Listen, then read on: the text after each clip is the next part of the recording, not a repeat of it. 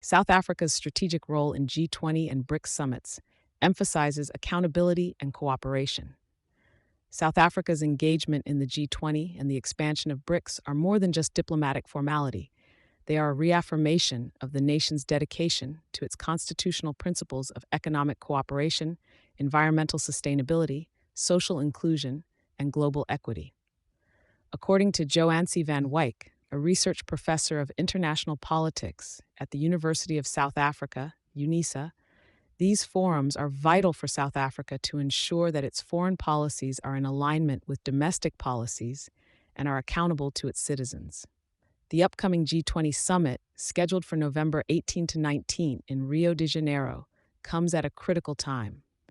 Not only is Brazil setting an agenda that resonates with the global call for inclusive growth, but the summit also highlights the African Union's AU inaugural participation as a full member. This inclusion marks a significant step for the AU, and by extension, the Global South, in voicing out unique challenges and perspectives on such a significant platform.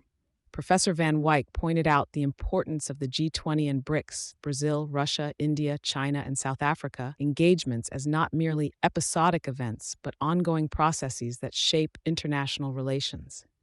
The expansion of BRICS, now BRICS Plus, and the establishment of structures like the New Development Bank, which has already facilitated substantial loans for South African infrastructural projects, including Eskom and Transnet, underline the tactical economic collaborations that South Africa is cementing on these international stages.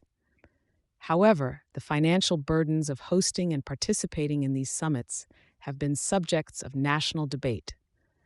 While recognizing the prestige and potential benefits derived from such gatherings, there is a pressing need to balance these international activities with pressing domestic needs, especially given the current economic strains highlighted by issues such as slow economic growth and the impacts of state capture.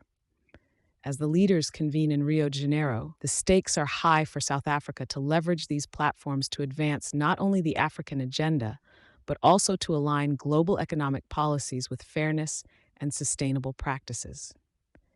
These summits provide South Africa a dual opportunity: to ensure that the global north adheres to equitable standards and to showcase South Africa's leadership in driving a new phase of global cooperation that is sensitive to the emergent needs of the global south. As Professor Van Wyk mentioned, for South Africa, the success of its participation will not only be measured by the agreements it signs, but by how these agreements translate into real benefits for its people. It is crucial, therefore, that the outcomes of these summits resonate with the everyday South African and contribute concretely to the nation's development. Thank you for choosing Satori News.